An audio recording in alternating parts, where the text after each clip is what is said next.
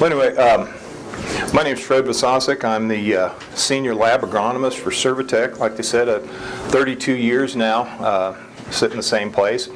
And they gave me that title of senior lab agronomist. I thought it was kind of cool. Maybe implies some experience and maybe even a little bit of wisdom. But they've never named a junior lab agronomist, so I guess it just means I'm old. So anyway, a few familiar faces here, a couple folks I used to work with, and some other faces. But anyway, I do come from the great and right now great wet north. Been talking for about, I don't know how far east it went, but from Garden City on east, we had about 4 to 5 inches of rain, and so this we kind of moved the needle on the drought monitor, at least temporarily. We kind of moved it the other direction, so we'll see how long it lasts. But that's the thing that when we look at crop yields, these are kind of 4 general categories of things that would affect yield, and of course you could put a long list under each one of these categories, but climate has a big impact on that. And with irrigation, we tend to reduce that impact somewhat because, in a sense, we can make it rain when we would like to. But we do live in the plains. It's a land of contrasts. A couple weeks ago, within maybe 2 or 3 hours of where I live, we had blizzard, we had wildfire, we had tornado, and we could have possibly had earthquake. I don't know. So that's the thing. We deal with a lot of extremes here in the plains. Now, topic here was infiltration, and there's some definitions. I've used a few of these terms. There's a sheet in there that has the proper definition for that. But infiltration is the topic right now, and it's simply the entry of water in the soil. Real simple definition. Something that's been kind of rare over the last few years, but. A simple definition, simple thing, but yet it's affected by a whole lot of other things. Soil texture, cracking, tillage practices. Anyway, hopefully you'll be talking about some of these things later on. I'll hit on a few of these topics. But when we look at our infiltration rates, these are kind of some general rates, but there's a lot of things that go into that. One of them is texture. As we go from clay soils to sandy soils, our infiltration rate increases. Water can move into those soils much more rapidly, given a set of conditions. This is sort of this is a graph of what that might look like when we have a dry soil and we wet it up. Initially, that infiltration rate is real high, but it drops off, and then it kind of levels out. And so water, theoretically anyway, water enters into the soil at a fairly constant rate. And that infiltration rate even is greater as we have higher sand content in the soil, and it drops off as we get to higher clay soil. So over time, that infiltration rate just levels out. On the flip side, how deep does that water penetrate in the soil? As that infiltration rate drops off, also initially we wet the soil very quickly. We wet to a certain depth, but then it sort of slows down and it's a fairly constant rate. That's if we've got a uniform soil. And again, that depth is going to be a lot greater in a sandy soil than it is in a fine textured soil. And I'll talk about that a little bit later. Well, now we complicate that a little bit, and this is what a sprinkler, a worm's eye view of irrigation as a sprinkler goes over the top. As time goes on, the amount of water increases, and then it drops off. Now, if you're out at this is a perfect distribution, you might say. If we were at the inside tower of a sprinkler, that curve would look something like this. It'd be real flat. It might take an hour or two for it to get from one end to the other. If it's in the outside tower, it's going to look more like this. It's going to be over 10, 15, 20 minutes maybe for that sprinkler to pass over. Well, how does that affect infiltration rate? Initially we get rapid infiltration, and as the amount of water increases, we hit this point where we start to drop off, and we start to get some surface ponding, and this is a point where we start to get runoff, and that's going to be different for different soil types, different situations. But this is sort of a perfect diagram. But it just gives you an idea that there's a lot of interactions, a lot of things that complicate this. Now I want to talk a little bit about soil texture, and this is how we run soil texture in the lab. We have a glass cylinder. We add a soil sample to it. We stir it up. And we actually measure the density of that suspension. We measure it after 10 seconds. In 10 seconds, all the sand drops out. We come back 2 hours later, measure the density after the silt particles have dropped out. And we have a calculation. We get percent sand, percent clay, and then percent silt. They have to add up to 100%. We look at this soil textural triangle, and we classify it based on those percentages into different classes. Clay loam, or fine sand, or silty clay, or whatever it is. I like to use this textural triangle. It's a little bit easier. I can never remember on that isosceles triangle which direction it goes. But here we're looking at sand content increasing and clay content increasing, and then whatever's left over is silt. So depending on the particular percentage, we're going to be in a clay, or down here sandy, or a silty situation. And when we talk about sand, silt, and clay, we're just talking about particle sizes. A soil is a mountain that got worn down into boulders, and got worn down into smaller and smaller rocks, and eventually into rocks that are microscopic. And the characteristics of your soil depends on the original parent material, the original rock that it came from. And when we talk about soil particle sizes, we're talking about things that are microscopic, extremely small. And we use the term micron to describe. Now, a micron is about 1/25,000th of an inch. A clay particle is anything smaller than 2 microns. Silt particles between 2 and 50 microns, and sand particles between 50 and, let's say, 200 microns. Okay, so we're talking about stuff that's really, really small. These are some pictures, microscopic pictures taken of clay particles. This is what clays look like. And these are magnified 17,000 times. Now, if you see those clay particles, look kind of flat and platy, and that's fairly typical.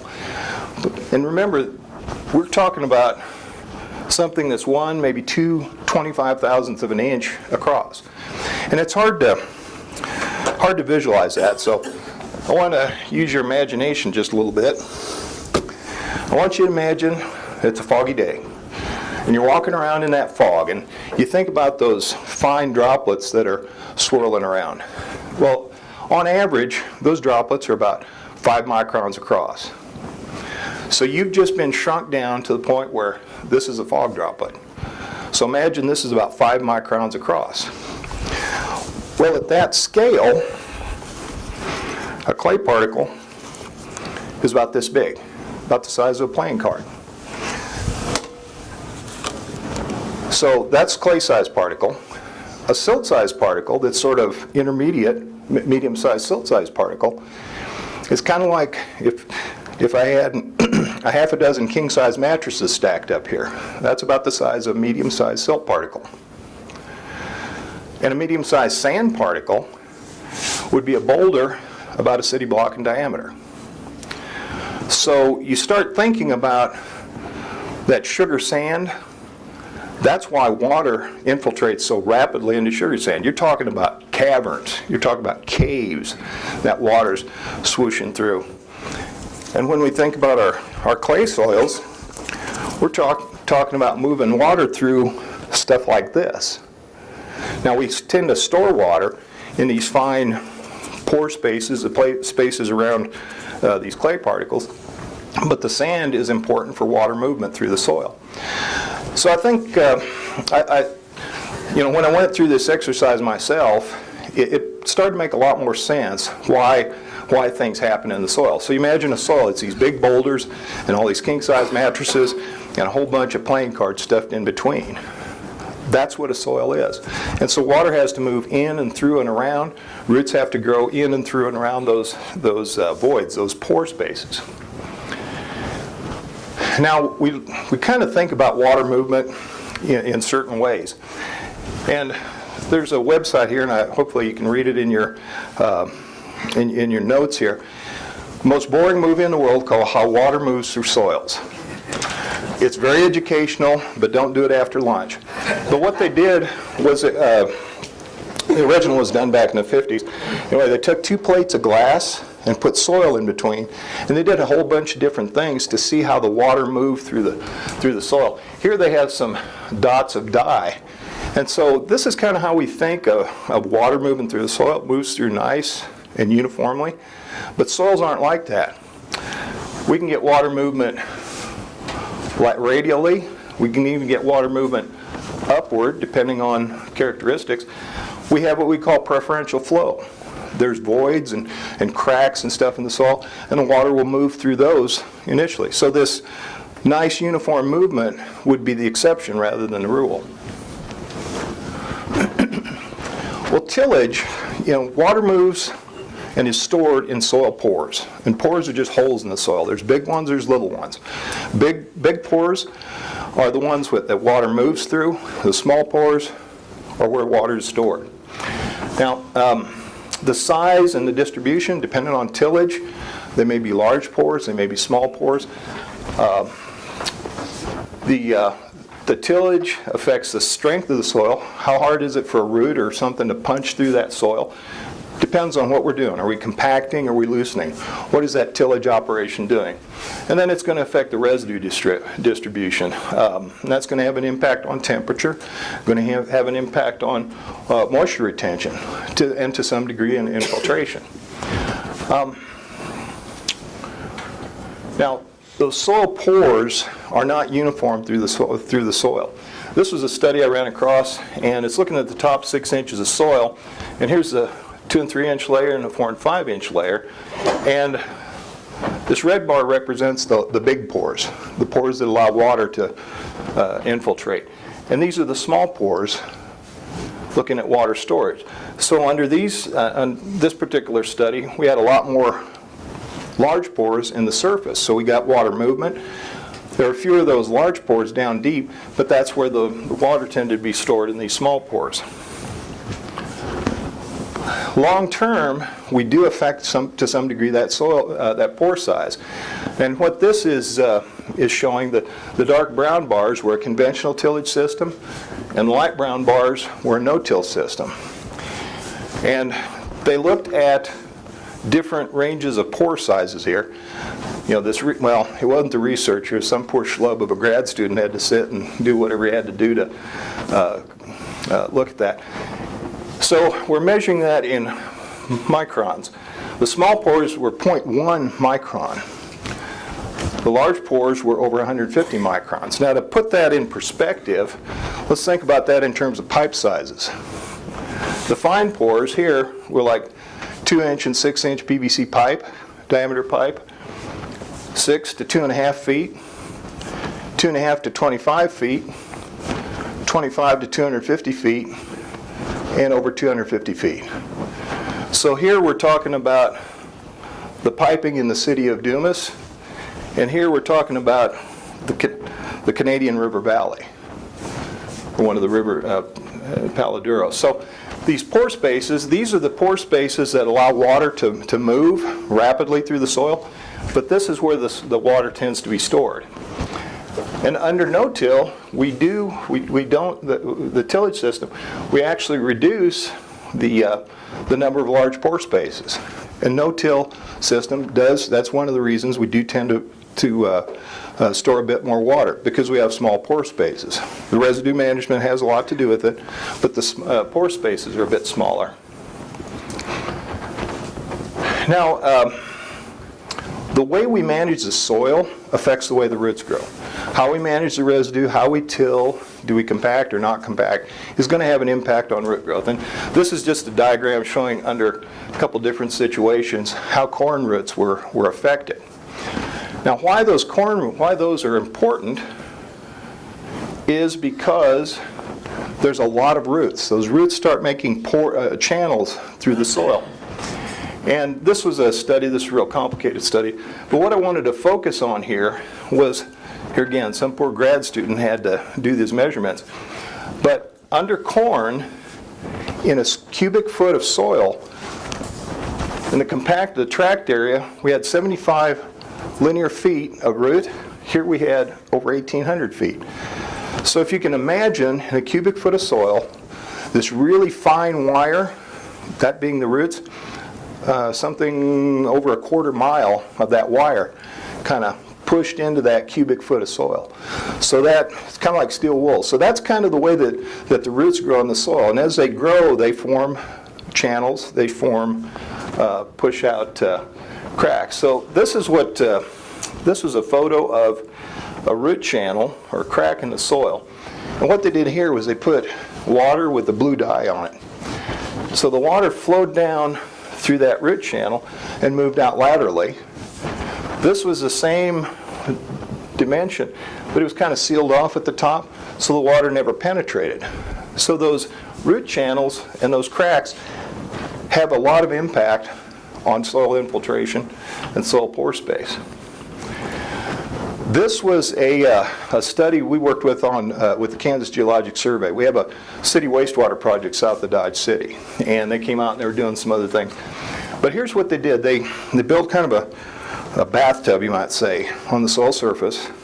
We put about, it worked out to be 20 or 22 inches of water with blue vegetable dye, let that all soak in, and then went in with a backhoe and dug a pit.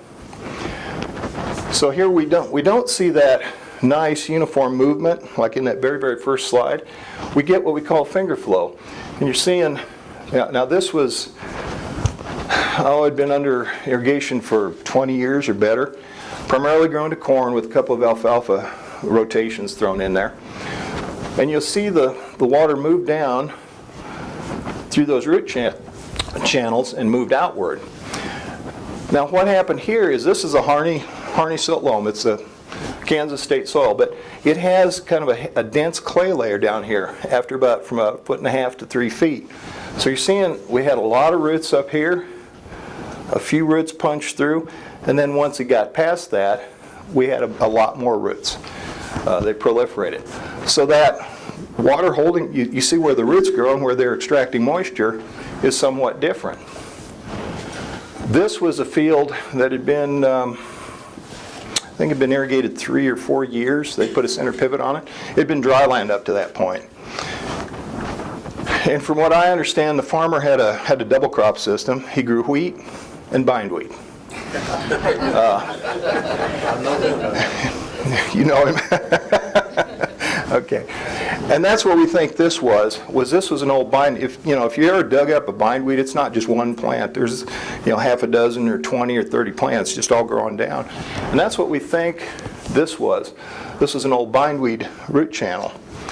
The interesting, and here we had our clay layer, different soil but very similar, but we had that dense clay layer.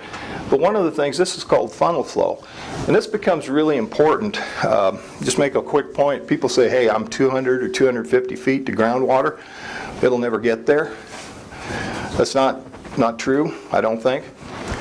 Because what we're looking at here is the water that falls on a 3 or 4 foot circle. By the time we got down here to 5 and 6 feet, it was all concentrated into a zone about this big. So we had a lot more pressure and we're pushing it. It's going to move a lot faster here, all that water, move a lot faster here than it did up here.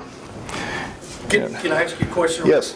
What was the time frame from the time they put the water on until they dug it up? How long did it take for that water to saturate? It was probably about a day. Yeah, I mean, it was stacked in.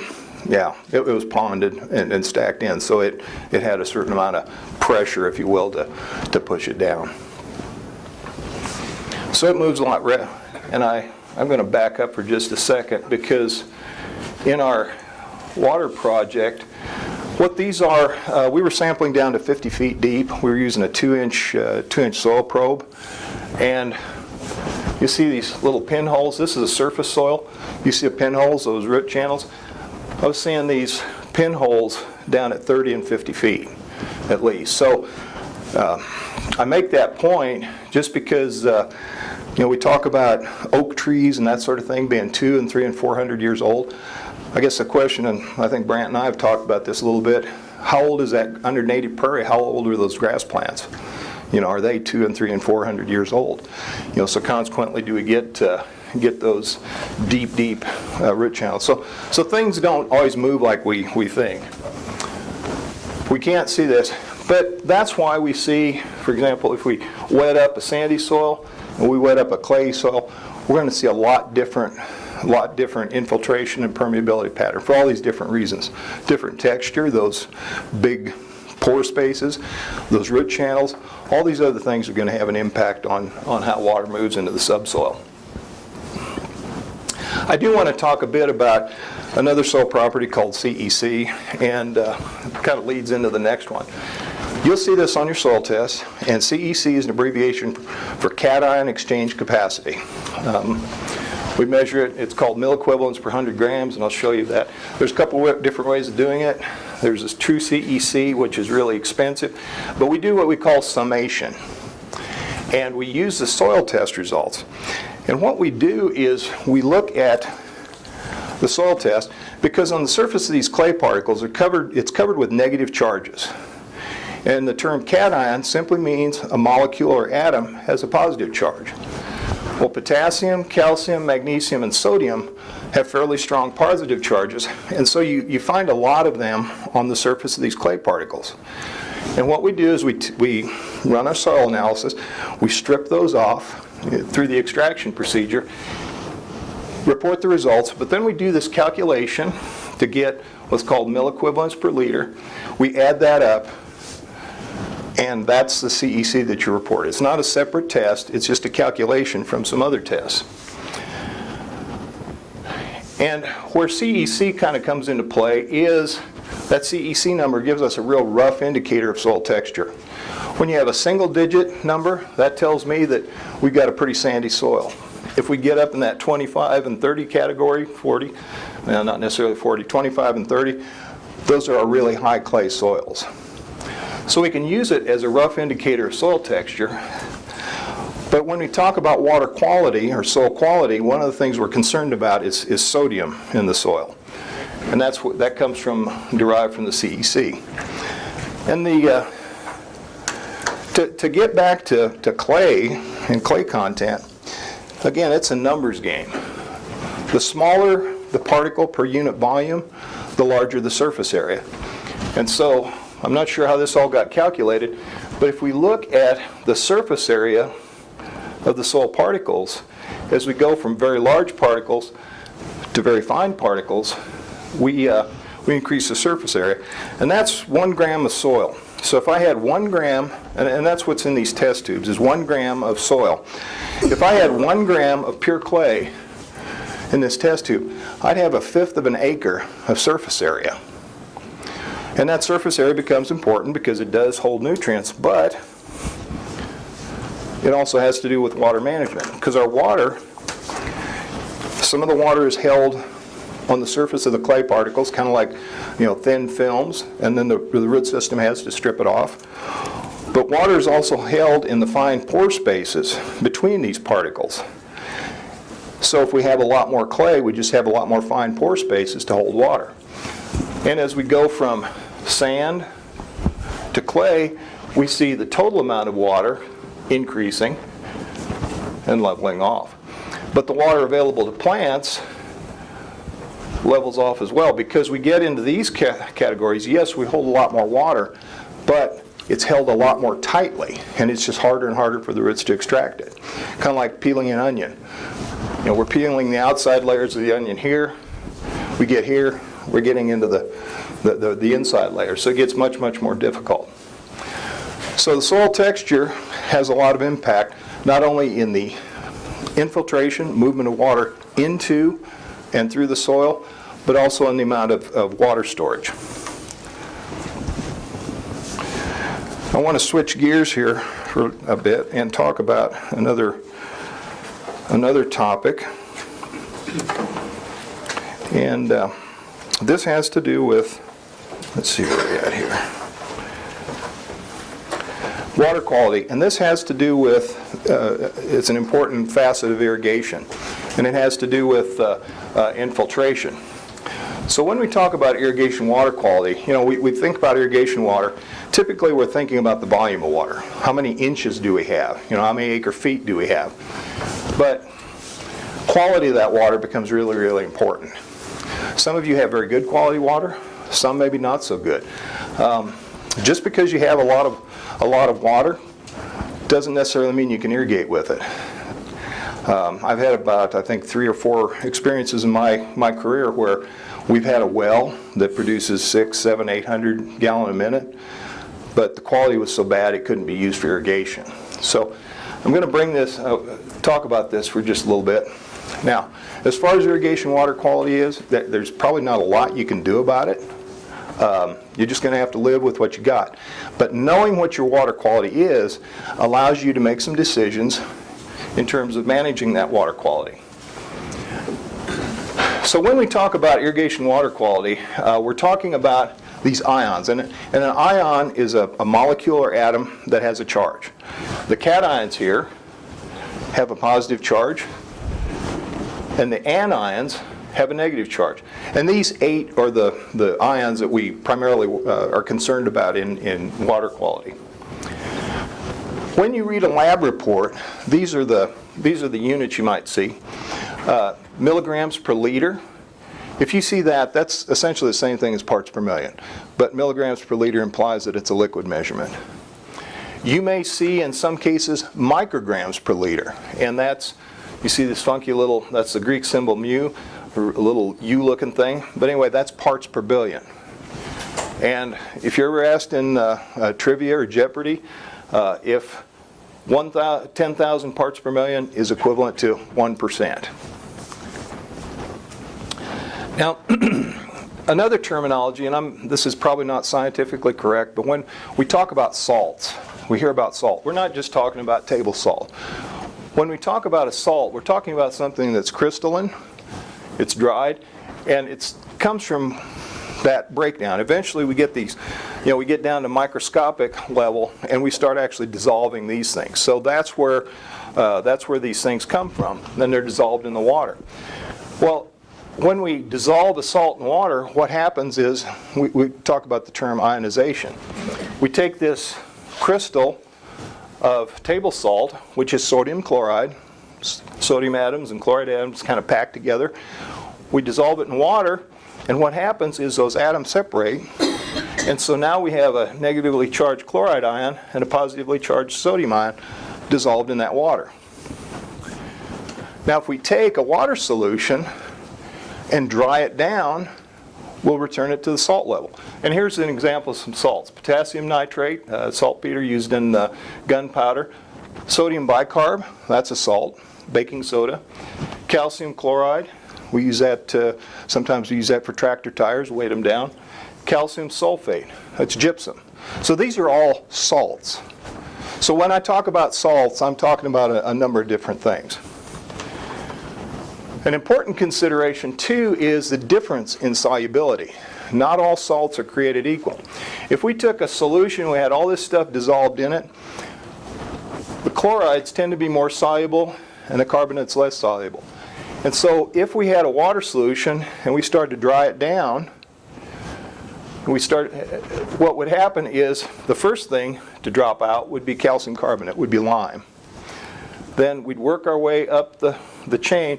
The very last thing to dissolve out would be some of the chloride minerals. So when you see an irrigation water or tap water or whatever dry, those salts that form, you're going to see these things drop out first, and ultimately those the chlorides. And that has an impact on our water quality. What's the composition of those salts?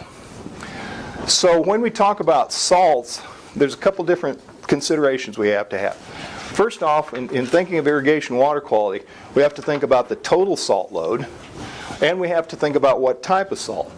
And that total, it's going to have an effect on the crop growth, the total load and type of salts, and then the type of salts is also going to have an impact on soil structure. If we have a lot of sodium, we have a different situation than if we have a lot of calcium and magnesium. Now, flip side is these salts are potentially beneficial. They're nutrients. So we have the option in some cases. Some of our irrigation waters do have crop nutrients in them, and we can utilize those. So I'll get to that a bit later. When we measure salts in irrigation water, or you see it on your soil test, the term we use is electrical conductivity. We use a conductivity probe. Either we measure in a water sample, or we measure in a soil sample. We take water and mix it with the soil, and we measure a water solution. What we're trying to get at is the total ion content, and to some degree, you might say the dissolved salts in that water sample. The terminology that's used to describe that is micromoles per centimeter or millimoles per centimeter. And the way we measure conductivity is we use a conductivity probe. It's just 2 electrodes, and we measure the conductance, the conductivity in that water solution. When those probes are, those electrodes are in that solution, we measure the conductivity between the electrodes. Distilled water does not carry an electric current. There are no ions to carry. We have to have the electrons. Go back to high school, physics. We don't have the electrons.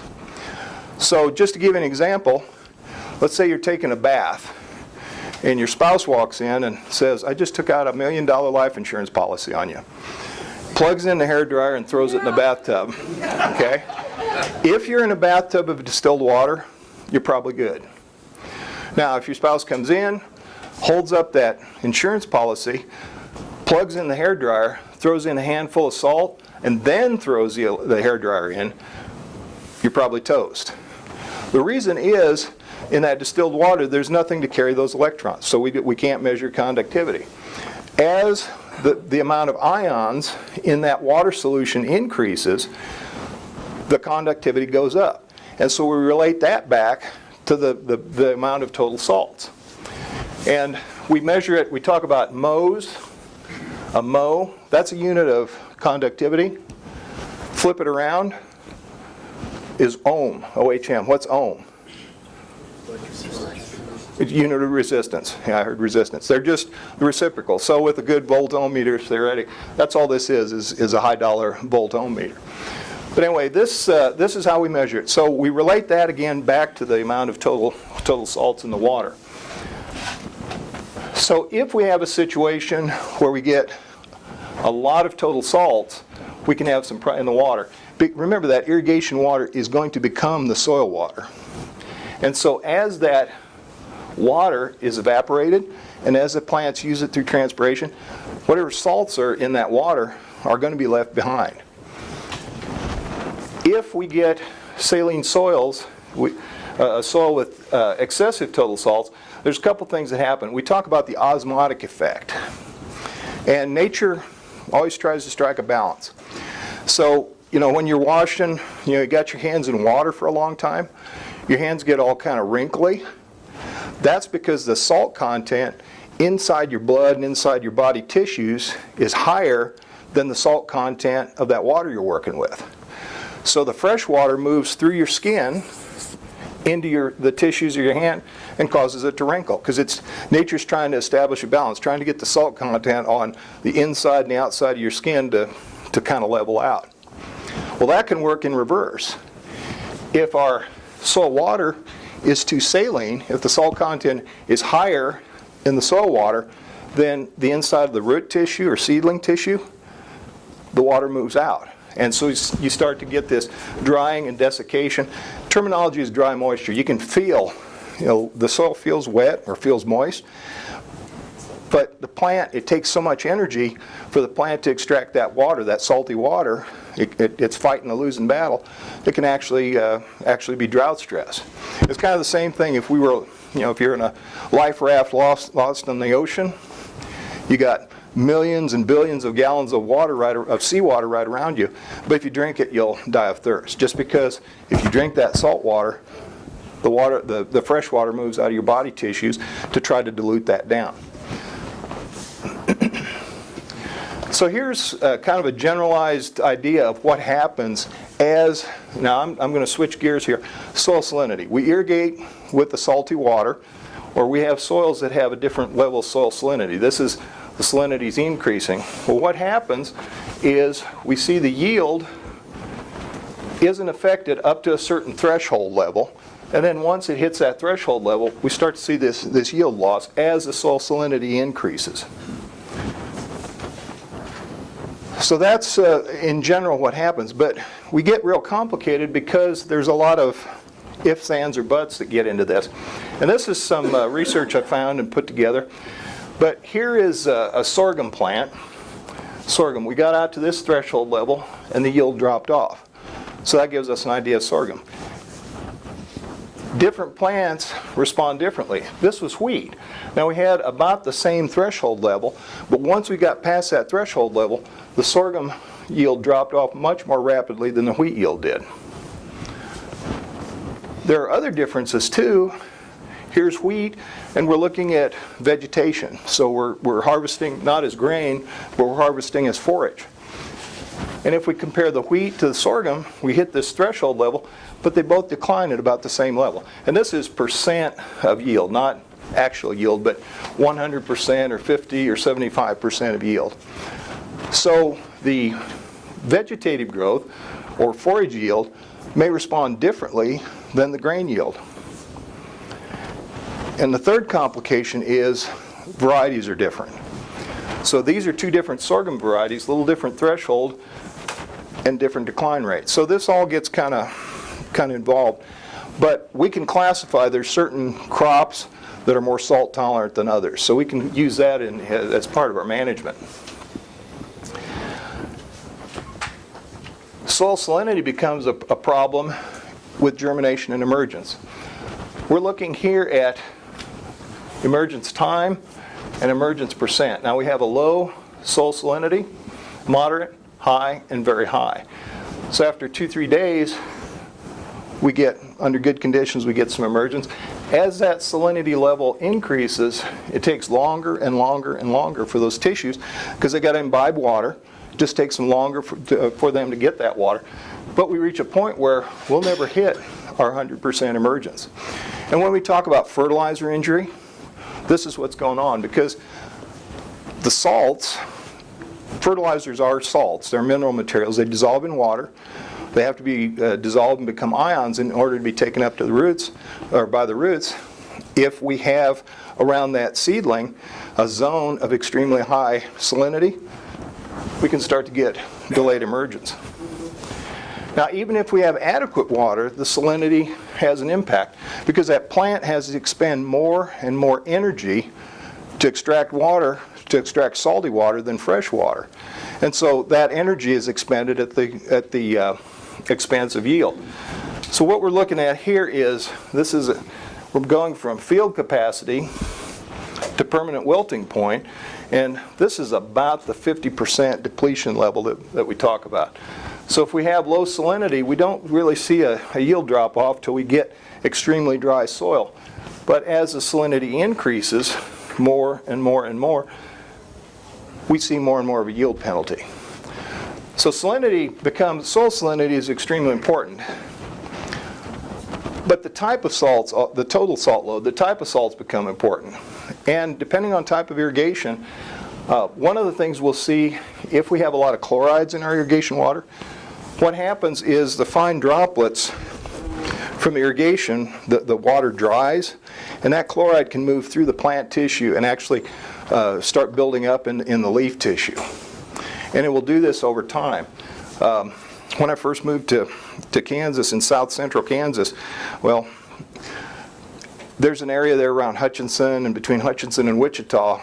American salt, Kerry salt, Cargill salt, they've all got salt mines there, so you can imagine what the water quality, potential water quality is like. We had situations where by the August time came on, soybeans are fairly sensitive to chlorides. We were defoliating soybeans by first week in August. And it was because the chlorides were building up in the leaf and actually killing the leaf. If we have, some of our waters carry some boron, and boron's another one. It's a little different. The boron, we don't worry about foliar uptake. Boron is taken up through the root systems, and it can be translocated and accumulate in the leaf tissue. So these are two what we call toxic ions that we have to worry about in irrigation water. Now when it comes to soils, the type of salt has an impact. And we see this competition. Now, calcium and magnesium tend to cause these individual clay particles to sort of clump together. And so we form aggregates, and so we have these pore spaces where water can be stored and moved. Sodium, on the other hand, has the opposite effect. Sodium causes these clay particles to break up and disperse. Bentonite clay is a high sodium clay. Now what do we use bentonite for? Seal things off, right. So we have a high sodium clay, so instead of having these nice packets, these nice aggregates of soil, we get something that looks more like this, scattered out. The example I use too is, you see sodium phosphates. You look on a laundry detergent, it's very common to see sodium phosphates. Well, we don't, the phosphates, we use phosphates because that's a very soluble salt, but we're after the sodium because what happens is in the wash machine, the sodium causes the dirt and the soil to separate from the fibers of your clothing, and it can be washed off in the rinse cycle. The other thing is, I don't know about you, but when I grew up, our water on the farm was harder than a brick, and Grandma and Grandpa had a water softener. If you ever done this, and you wash your hands, and you just feel like you can't ever get the soap off, what you're feeling is that repelling of sodium. So sodium causes things to break apart and repel, which is good if you're trying to seal off a pond, not so good if you're trying to grow corn or cotton or whatever. Well, what we do is, when we do the analysis in either water or soil, we do a couple of calculations to look at that composition of these salts. In water, we talk about the sodium adsorption ratio. In soils, we talk about the exchangeable sodium percent, and that's part of that CEC calculation I talked about earlier. And these are the two numbers that we look at. Now, if we have a sodium-affected soil, what happens is those soil aggregates, those granules start to break up. You start to see sealing and crusting, and eventually you start getting more runoff. You reduce the infiltration because of the effect of the sodium, and you can get a massive soil structure. I won't name names, but this picture was taken here in the Panhandle. And this was a field that received a significant long-term dosage of high salt water. And I went out there and took my sharpshooter. I could drop that into, it was cracked. You can see there was nothing growing there. The top was sealed up. I'd drop it in the crack and I'd heave up boulders about this big. So that was a really extreme case. So sodium has the impact. It breaks down that granulation, breaks down that soil structure. And here's what happens to the infiltration. Now here we've got a soil with 1% sodium. We're putting on water at about 1 inch per hour, and 1% is fairly common. You see 0 or 1%, don't worry about that 2%. But what we start seeing is, under normal conditions, we get infiltration start to drop off. As we increase the sodium level on the surface of those clays, you get more and more deflocculation, more and more breakup. You start to see this sealing, and so you start to see that infiltration rate drop off. And so that's the effect, long-term effect of high sodium. Now we can reverse that to some degree, because what's happened here is we have overloaded the soil with high sodium irrigation water. We've overloaded it with sodium. Well, what we can do is we can apply gypsum, calcium sulfate. We don't care about the sulfur. We're after the calcium. And the reason gypsum is so popular is just because it's the cheapest form of soluble calcium we've got, or tends to be. But anyway, we've overloaded the soil with sodium, so what we have to do is overload the soil with calcium and cause these dispersed clay particles to sort of clump back up again and restore. So that's what we're trying to do with gypsum. And I guess I'll make a statement here too, is it takes a lot of soluble calcium. It takes pounds and pounds and pounds. I've seen some products, they talk about 1 or 2 gallons of stuff, just not enough calcium to do the job. When we look at gypsum, we're looking at we're talking in the ton range. So, but we can restore that, and we take a look at some other management practices. We can improve that infiltration. So when we look at irrigation water, we're looking at the combined effect, and we're trying to, it's a predictive tool, we're trying to predict from that analysis, that lab report, try to predict maybe what's going to happen on the soil. So we want to worry about the total salt load, we want to worry about the sodium, and in some cases, if it's sprinkler irrigation, we're going to worry about chlorides. Drip irrigation, maybe iron fouling or something like that, corrosion. But in your packet there's a diagram that we use to classify these irrigation waters. We look at these two factors, the electrical conductivity, that's increasing here, and the sodium absorption ratio increases here. So we're worried about the total salinity hazard, or total salinity problems, and the permeability or infiltration problems. And because these salts, they're sort of interactive, and we try to use that adjusted SAR to kind of predict or get an idea what our sodium percentage might be on that soil, and the conductivity, the salt load of the water, what the salt load of the soil is going to be. And so we use this system. It's just kind of a general classification, but we rank it according to these things, and we call excellent, acceptable, very poor, just to give you a general idea of irrigation water quality. The thing to keep in mind is that what's very poor for certain crops may be fair or acceptable for other crops, or what's poor for certain soils may be acceptable for other soils. So this is just the kind of the high altitude flyover of water quality and give you an idea of what's going on. Now in your packet, I went through, and from October 2008, I pulled all the soil water samples that I could that were sent in for irrigation quality, for the irrigation quality analysis. Now, the disclaimer is I tried to throw out their samples. They just ran irrigation quality, and it was a discharge water or something like that. I tried to throw those out. But anyway, I used zip code prefix to kind of define the areas in the panhandle region. So you'll see on that, there's two different surveys, one for these areas of the panhandle, and then I broke out the Amarillo zip code. Yes? You may be getting to this, but what type of soils are more acceptable to high saline water? The key to managing the salinity in a soil is just drainage. You probably have to keep the water wetter. So in both cases, whether we're talking total salinity or sodium, we've got to have good water movement through the soil, one way or the other. In the case of total salinity, like I said, we kind of have to keep the water wetter, and we kind of keep flushing those salts down. In the case of sodium, we apply the gypsum and we get the reaction. It doesn't do any good if we don't have a way of flushing that sodium down.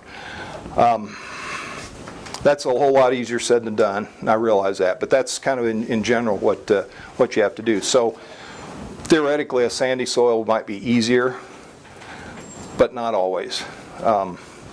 That's a one-on-one discussion, okay? But there's kind of the general categories, okay? Well, I'll show you in that survey, what I've tried to do is give some kind of ranges and give you an idea what to expect. And I want to explain just a little bit some of the numbers that are on there. One of the things we do sometimes is we calculate mathematical averages. We take a bunch of data, and we had something over 2,000 water samples here. Well, when we calculate an average, we assume that everything's on this nice, smooth bell curve. You know, if you've taken a test and they talk about grading on a curve, well, the assumption is that on that curve, right in the middle there, the average is a C, and we got a lot of C's, and we got some B's, and we got a few A's.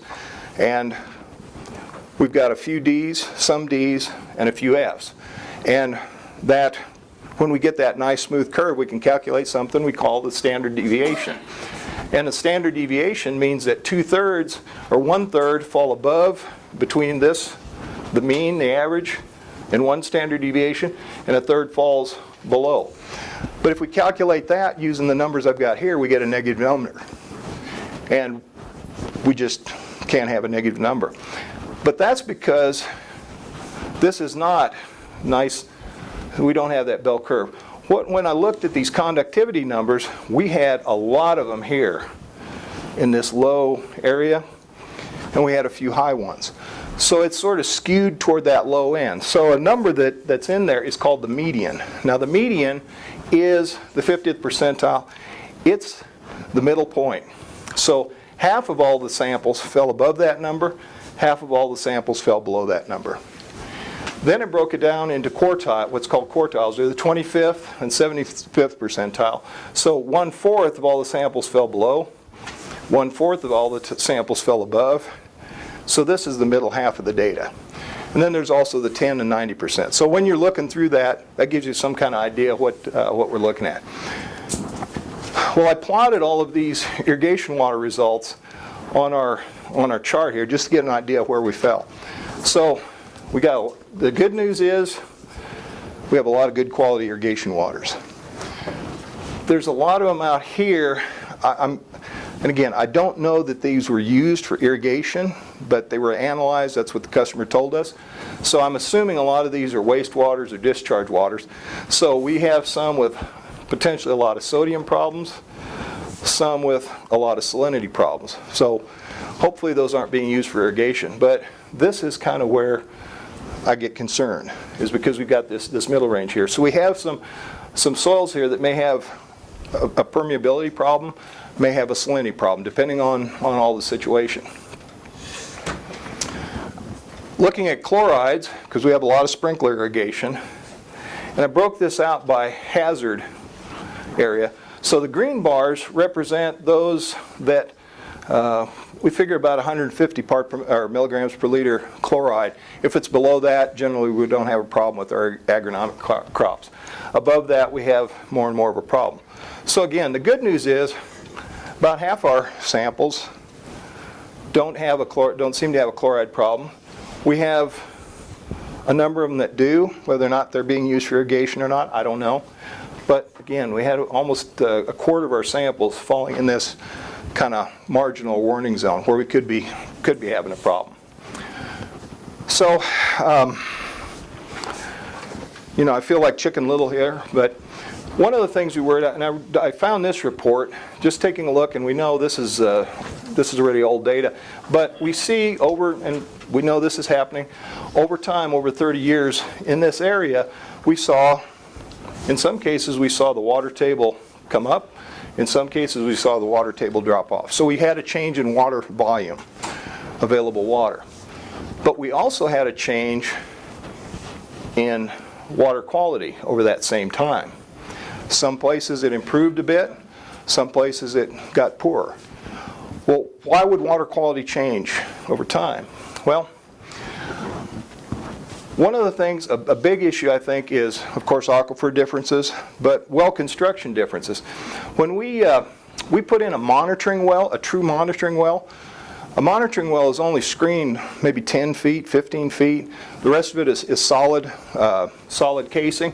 And what we're trying to do is we're trying to take a little sample just out of a portion of that aquifer, out of a different aquifer or the top or bottom. But if we've got a production well, we're not worried about sampling, we're worried about yield. And so we may screen 2 or 3 different water-bearing zones. Some of the old wells were screened pretty much from top to bottom. Well, the thing is, if we have multiple aquifers or multiple water-bearing formations, we don't exactly know where our water's coming from. So we may have a mixture of things. And this can happen even though wells are drilled side by side. If they're drilled side by side and built differently, we can get different water qualities. The other thing that comes into play is our depletion. So over time, as we have put more and more stress or developed a lot more intensively, we get this, when we fire up a well, we get this cone of depression.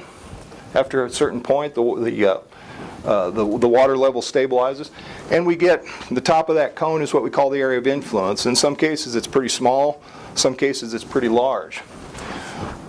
So we can have interference between different wells. We can also get a situation here where we're pumping out of 2 different water formations.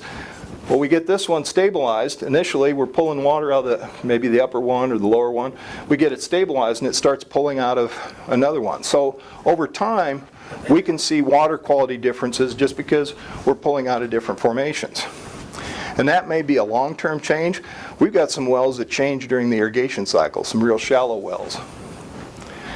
I want to show you this. This is one of our customers, and it's here in the Panhandle. They drilled a well fairly close to a municipal well. You know, so they thought everything was good because municipal well had good quality water. And I'm not a geologist, but I do know the Santa Rosa water is nasty stuff. So what they did was they drilled it and developed it, saw they had a problem, they started blending water. And what these bars represent is on this center pivot, these are samples that are taken from the different quadrants of the center pivot. So we started out in 2008, we didn't have a sodium problem, but in a period of 4 years, we got up here pretty nasty. So I don't know what has happened here or what the long-term prospects are, but very, very quickly, we created a problem. So we started out knowing that there was a potential problem, but sometimes these water quality things can change over time. And it's hard for us to evaluate because we get a water sample. We don't know if it's the first time the water's been sampled or 15 times or where it comes from. But our gut feeling is over time we're seeing that water quality across this plains region slowly getting poorer. So we have to take a look at it. So enough of the gloom and doom. The positive side is we do have some nutrients in the water. We have some potash, we got some sulfur, we got some boron, and in some significant amounts. This is pounds per acre foot. The question I get is, well, are these nutrients available? Well, they're dissolved in water. I guess I would assume they're available, you know. So using this thought process, what we have is this really, really dilute fertilizer solution, okay? So these nutrients are available. They can be utilized by the plant. But we have to keep in mind the differences. We have nutrients that are soil mobile, so any nitrate, sulfate, or boron, that would be used shortly after the irrigation water is applied. It can move down through the profile. Things like potassium and magnesium are less mobile, so they're going to come into play the next year. We do pump some lime. One of the benefits, or I should say thing about the lime, we have some areas where we're seeing the soil pH decline. The conversion of ammonia, ammonium, and urea fertilizers to nitrate, which the plant takes up, tends to acidify the soil. Our extreme case, northeast Colorado. Yeah, Randy Harburg used to work for Servitec in northeast Colorado. We've got some soils there, sandy soils. Now this is dryland fields. We got pHs of 4.7 and 4.5. Okay.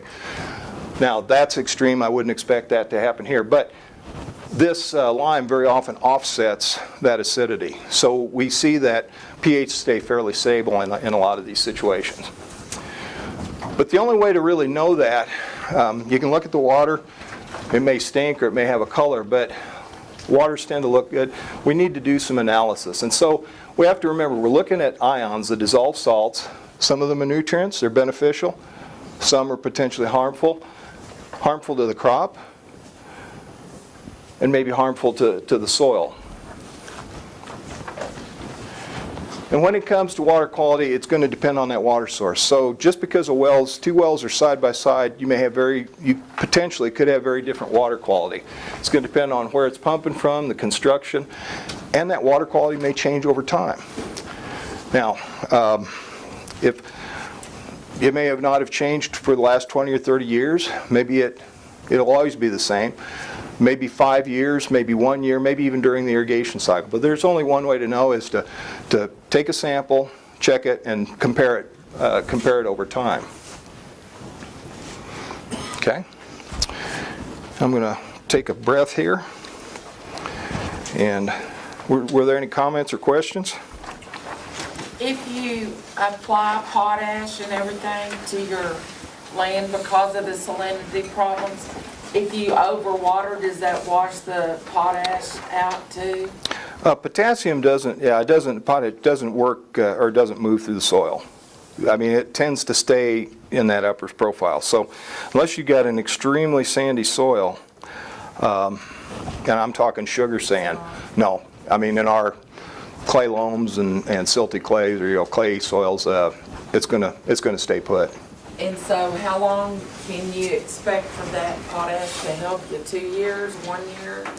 Well, it depends on your soil. A lot of our soils tend to have a lot of potassium, so it really doesn't make a lot of difference. But if it's there, it's just going to depend on the type of crop you're growing and how fast or how much and how fast that crop takes up the potassium. If you're growing corn silage, silage has a lot more potassium in it than grain. So side by side, you're going to see that soil test level on potassium change faster on a silage field than you are on a grain field, or alfalfa, for example.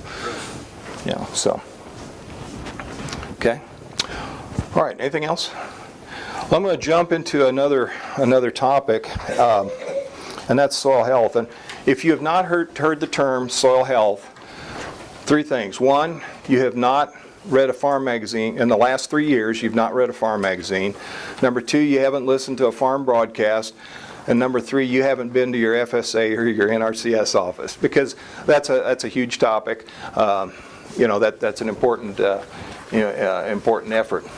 And if you Google soil health, I think in a half a second, I don't know, 0.3 of a second, I got 1.5 million hits on it. So there's a lot of stuff out there. And I guess I'd call this, there's a lot of different definitions. This I'll call the official definition. This is what NRCS, I think this is off their website. So there's this kind of really big definition. It's not real specific, but it gives us kind of a framework to work from and take a look at what we mean by soil health. It may actually be easier to tell you what it isn't.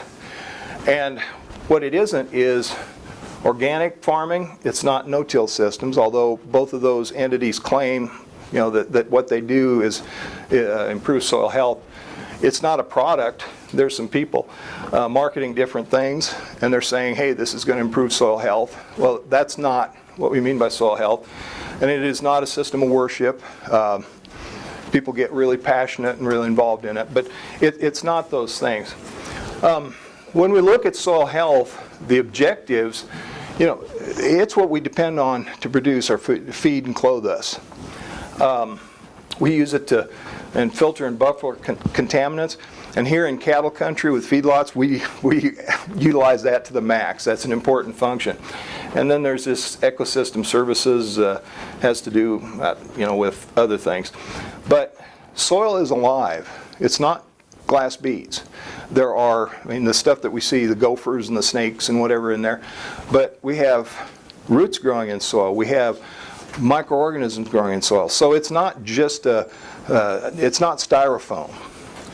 And the real key is we got to leave a legacy for our kids, grandkids, and for the generations to go. So soil is a really precious commodity. So we need to take it seriously. But when we talk about a good soil or a healthy soil or whatever, these are the criteria we talk about. Can it take in and store water? And then we talk about a medium. We got to have a place for the roots to grow. If the soil's in a condition and we can't get good root growth, that's a problem. Can that soil supply nutrients? We depend on the minerals and the organic matter in the soil to furnish nutrients. And also, not this year, but in future years. So these are all the kinds of things that go into a description of a healthy soil.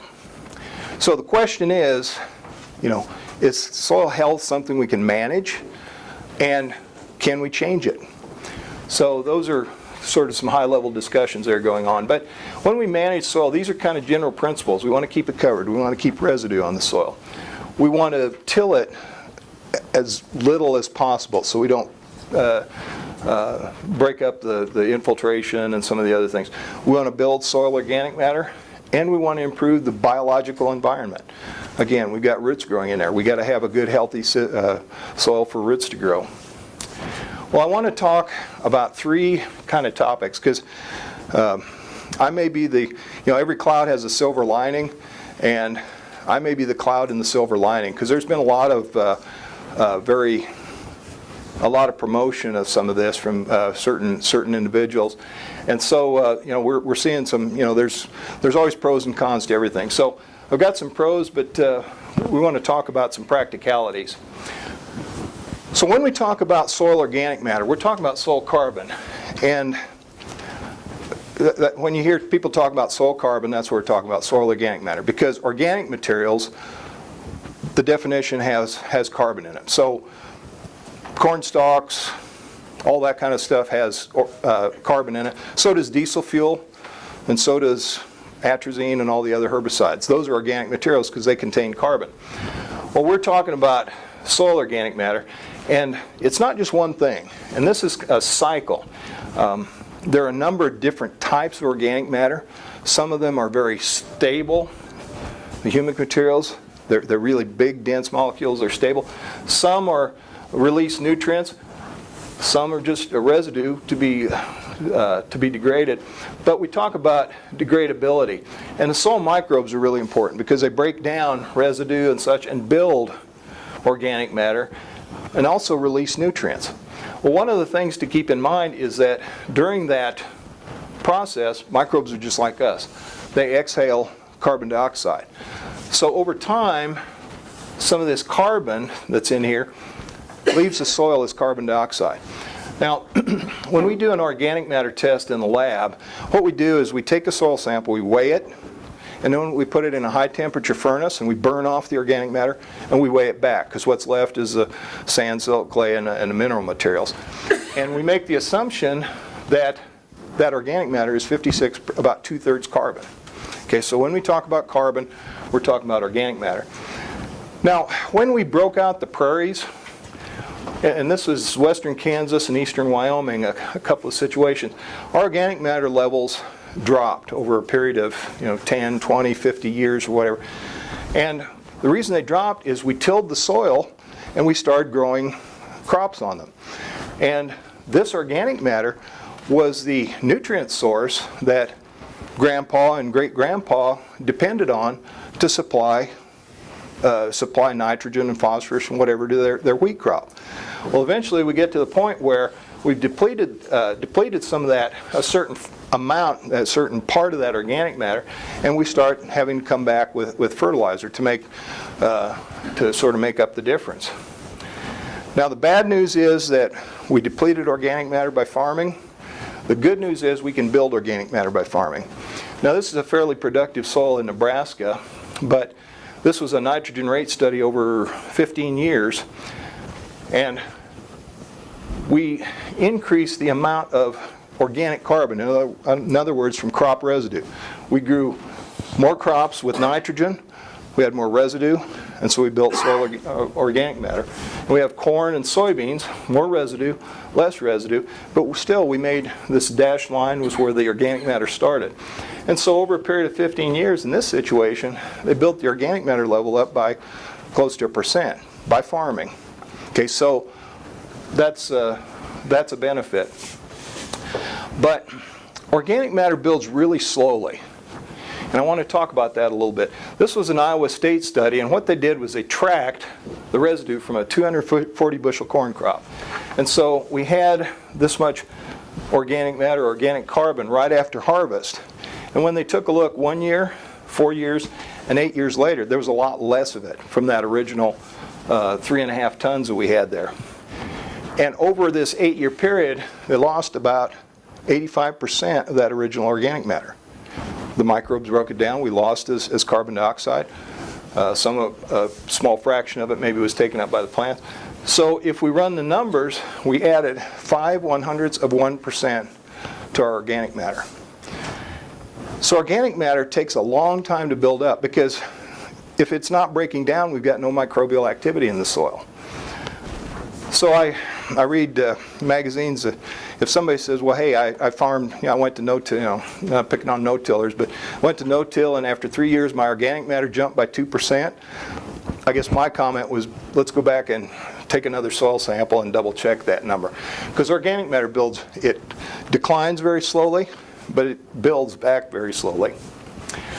And here's why. If we look at, no secret, as we go from north to south, our average temperatures increase. As we go from west to east, our rainfall increases. And that has a lot of impact on soil organic matter. As we go from west to east, we're going from shortgrass prairie to tallgrass prairie to forest. So we have a higher rainfall. We just got a lot more stuff out there. We're producing a lot more vegetation to produce organic matter. So our organic matters are higher in the east than they are in the west. I was talking to one of our Iowa fieldmen the other day, and he said, yeah, he said, I got this field. We're down to 3.5% organic matter. Okay, so it's all relative. And then as we go from south to north, our temperature decreases. Well, the season when the soil is warm and those microbes are digesting and breaking down that organic matter gets shorter and shorter and shorter. So we get up into Canada, we've got soils that are 60 and 70% organic matter. Over the centuries, and this is long term, over the centuries, we have, we haven't had much vegetation produced, but by the same token, the season when that's getting broken down is extremely short, so it's built up over hundreds of years.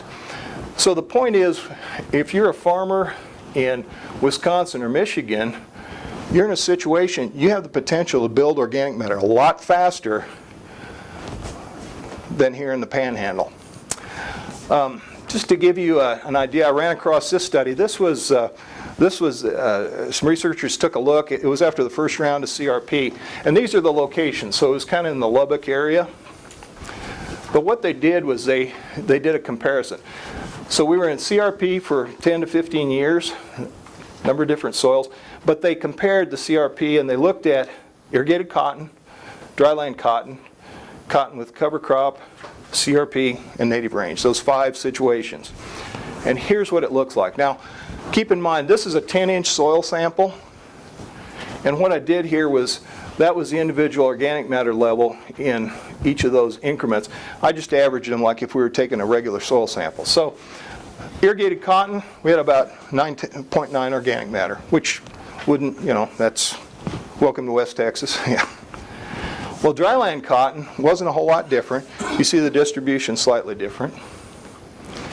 Cotton with a cover crop, we got a little more in the top couple of inches, a little more organic matter, but still we only raised the organic matter by 0.1%.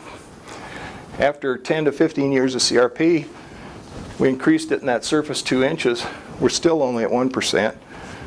And our native range, although we're at 2% or 2.5% up here, average about 1.4. So it takes 10 to 15 years. We didn't build organic matter very fast, even without cropping it under our normal conditions. So if you're talking about building organic matter, have patience. Take the long view. So we can reduce tillage, but with less tillage and higher yields, we can add to that source, but keep in mind that it's a counterpoint. So we release those nutrients to the organisms and the growing plants. Soil carbon, or soil organic matter, is lost as carbon dioxide. So it's going to take many years to build that soil test level up. So if you're working on building soil organic matter, you're doing it for your kids and grandkids. Cover crops, there are some expected benefits. These are some what we expect: better soil structure, help control erosion and runoff, maybe do some shading here, manage nutrients, trap crops for phosphorus and for nitrogen, even reduce your greenhouse. These are some expected benefits, and there's some research ongoing to actually put numbers on this. So I think in some cases the jury's still out, but that's what we expect to go on. But one of the things we have to be aware of, we hear a lot about cover crops and some real success stories out east and up north, but we have to take into consideration, again, our climate and where we live. This is a map of open pan evaporation, and here in the Panhandle, and even to Dodge City, this would be lake evaporation. We lose 90 to 100 inches of water a year, potentially lose that, as opposed to up in the Dakotas, 40 to 50. This line here represents the point where the potential ET, and the precip, long term, are balanced. So we go east of that, we have more rain than we have ET, therefore they have tile drains and they have to worry about that kind of thing. West of that, we have more ET than we do rain, so we have to maintain irrigation. Now there's a farmer up in North Dakota that is very popular and uses cover crops and stuff, and they talk about his success with it. But we have to kind of take a look in the background a bit. Now, central North Dakota, the average annual rainfall is 18 inches. Here at Amarillo, the annual rainfall is about 20 inches. So we get 2 more inches of rainfall here in Amarillo than in central North Dakota. But if we look at that evaporation, the evaporation rate is about half. So cover crops, or water use, is different here in North Dakota than it is in the Panhandle. Each inch of water doesn't go quite as far as producing crops here as it does, or it goes farther here than it does farther north. So there's been some research done on cover crop. John Holman at Garden City, Kansas took a look at this. They looked at the fallow, and this is a dryland and growing cover crop. In the wet years, there wasn't an effect. It didn't improve yield, didn't hurt yield. But what happened was, in a dry year, if wheat followed the cover crop, it wasn't managed properly, you lost yield. We use that stored moisture. And I think this is important because one of the topics is this, especially some of the cocktail mixes that, and I've heard this from some of the, that cover crops don't use water like regular crops. They're more efficient using water. And this would tell me differently. And so if you had a cover crop, in this situation, it was simply an expense because it didn't improve yield, didn't add to yield, didn't make any difference, so you spent the money for the cover crop. If you harvested as forage, grazed it or cut it for hay, you could pick up some of that residue, or revenue from that yield. We saw kind of the same thing. Nebraska has an on-farm research project, had it the last 3 or 4 years. The last couple of years, they took a look at cover crops, and these 3 studies were in. These are farmer fields. They're in eastern Nebraska. Rainfall is about the same as Abilene, but the growing season there is about 100 days shorter in Abilene, so keep that in mind. But you can take a look at the numbers, but kind of found the same things. The cover crop didn't necessarily have an impact on yield, but grazing, we were able to pick up some yield. So it looks like, from an economic standpoint, being a dual-purpose crop makes sense. So here's the question about cover crops. Soil management practice. Now that has nothing to do with profitability. We're talking about erosion control and some of those kinds of things. Cover crops may or may not affect yield, depends on the situation. They do use stored water, and that's important. So when we've got dry conditions, they can have an impact on yield, and they're not a poor man crop. They've got to be managed properly. If you're using cover crops, you just can't throw seed out there. You've got to manage it with the same intensity that you manage other crops.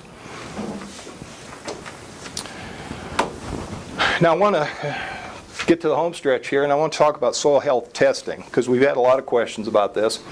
And the reason we test is you can't manage what you can't measure, whether that's from economics or soil or anything else. So the question is, can we really measure that soil health? Well, right now there's a couple of methods. One is this Cornell assessment. Cornell's in New York, so it's kind of New England, Northeast U.S. The other is called the soil health calculation, and the popular term is the Haney test. Well, where did the term Haney test come from? Well, if you're in soil testing and you're a scientist and you invent a mixture that's used for a soil test as an extracted nutrient, you get to name it after yourself. So we talk about Bray and Malick and Olson. Well, Rick Haney is a research scientist in Blacklands Experiment Station by Temple, I believe, East Texas. And they call it the Haney. This is a proper name for it because there were 4 people that were involved in it, the H3A extract. And there's some organic acids and chelates and some other things. And there have been some glowing reports. It's new, it's different. There's some discussion being made. Well, this is the one that gets people's attention when you hear it. We reduce fertilizer by 30 to 50%. That'll make a farmer stop and swallow his cornflakes while he's eating breakfast. So I wanted to take a look at that. And I've spent the last 3 or 4 years, trying to pull some information together, and it's been a little difficult. So I'm showing you a summary here. When we talk about the Haney tester or the soil health calculation, it's actually 14 different tests. All these different things, and it goes, and that's why if you just go on the open market, it costs $50 to $75 a test, unless there is some cost share on it. It's in some areas it's an enhancement, and so there's some cost share on it. But anyway, you take all these things and you crank them into a formula, and we come up with a score. And the magic number seems to be 10. If a soil health score is less than 10, it's considered to be not so healthy soil. If it's above 10, it's considered to be a healthy soil. Now, one of the things you might hear about or read about is the Solubility test, and this is what it looks like. What we do is you take a soil sample, wet it up, and stick one of these paddles inside of the jar. Now, on the surface of this paddle, it's a gel material, and it absorbs carbon dioxide.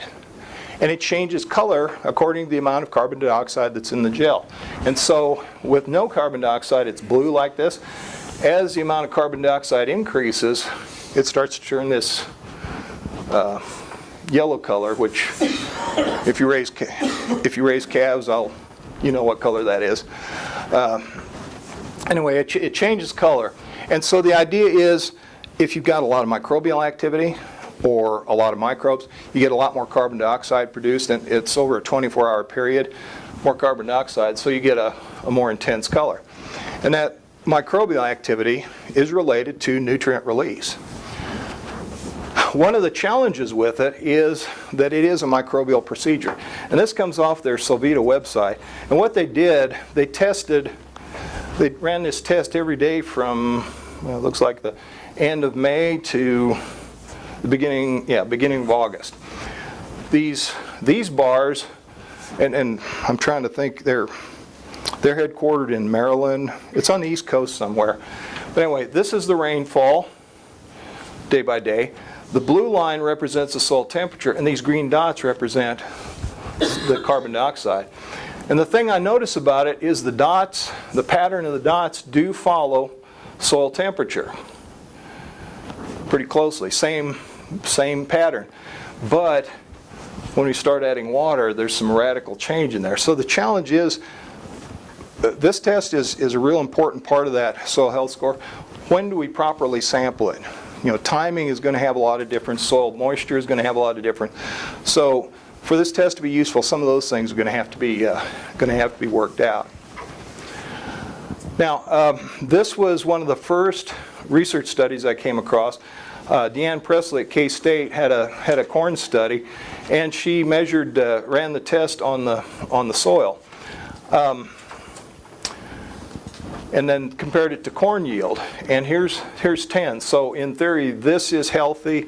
This gets less and less healthy. The thing I see here is there's no real pattern to yield. Whether we're on this side of 10 or on the other side, we don't really see a lot of difference in yield. And that's sort of been the case. I've had a couple of the experts in there tell me that this test doesn't necessarily reflect yield. Well, the other thing we look at is we're trying to take a look at tillage systems. This is a Nebraska study, and the green dots are no-till, the square are disc, and the blue diamonds are plowed. And this was over 28 years. There was looking at nitrogen rates, no nitrogen, 80 pounds and 160 pounds. So when we look at this, there really is not a lot of pattern here, because all of our plowed treatments all fell on the healthy side of 10, and our no-till system on the healthy side of 10 and on the unhealthy side of 10. So it really wasn't able to discriminate, in this situation, between tillage systems. So what do we use it for? Well, this was a quote that I ran across with Rick Haney. He was talking about, since this was in 2014, and how much fertilizer had been saved. And he talked about, on average, making the recommendations, $143 an acre for fertilizer. Now, I don't know what you all are spending. Does that cut into your fertilizer bill quite a bit? Okay, well, so that's a claim. So, I mean, this looks good if you figure the number of acres claimed to have about $100 million. So that got people's attention. So I tried to dig in and figure out where some of this discussion came from. Before the test was released, this was the only research I could find. And this was a study that they did out of this Temple station.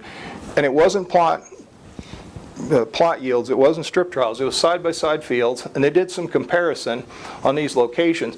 And done during 2009 and to 12, well, we know that 11 and 12 were drought years, so it skewed a little bit. So our corn yields, we were at 70 bushel, 25 bushel wheat, and 50 bushel milo. So we weren't talking about exceptionally high yields. But what came out of that, what was quoted in that research paper, was they reduced the fertilizer cost by 1/4 to almost a third. Well, a fourth of your fertilizer bill for 70 bushel corn is going to be a lot different than a fourth of your fertilizer cost for 250 bushel corn. So we have to be careful about looking at, when we quote percentages, what are we actually talking about? The thing I look at is the amount of research and amount of background.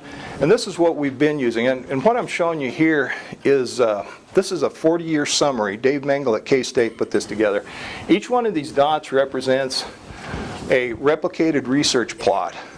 And it was used to develop our phosphorus soil test. And this calibration curve that we use, this is what we use as a basis for our fertilizer recommendations. So we're looking at 40 years of research over multiple locations compared to 4 years of research over a limited number of locations. So I guess I have to say I want to see more information as an agronomist to do that. This was Liz Stahl is a researcher at University of Minnesota, and she sent me this stuff. They've been doing it at their Vocasek station, looking at plow, rip, and strip till under corn, and they were doing a number of different things. But one of the things they were doing was looking at the soil health testing.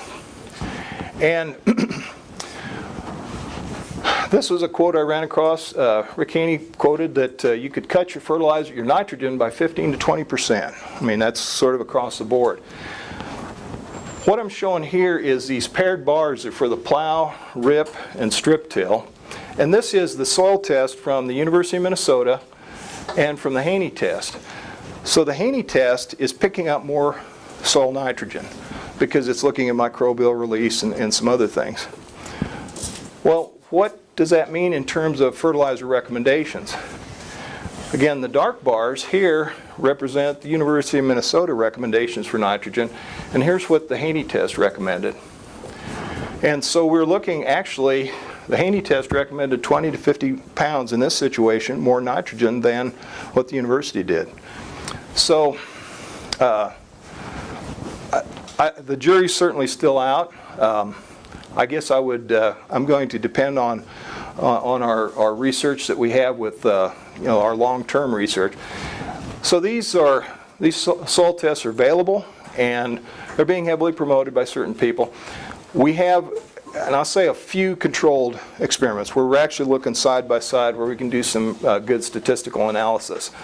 And these tests are not correlated to yield productivity, and I've sat in meetings with Harold Van Ness, with Ray Archuleta, and with Rick Haney, and this is what they'll tell you. And so they do not, the test itself does not tell us much about production economics, about profit and loss. So when we look at soil quality, we talk about this, it's not just one thing. It's not a lab test, it's not a tillage system. Now, soil health does involve soil and nutrient conservation. That's really important. We need to conserve nutrients, we need to conserve soil. So the question is, when we're talking about soil health, if we're looking at it, and what I've showed you here, if we're just looking at it dollars and cents today, maybe it doesn't make a lot of sense, but we have to think about soil for social and policy regions. We need to think about that soil as something that we're going to leave, a legacy we're going to leave to our kids and to our grandkids. And that's a hard thing to put a number on.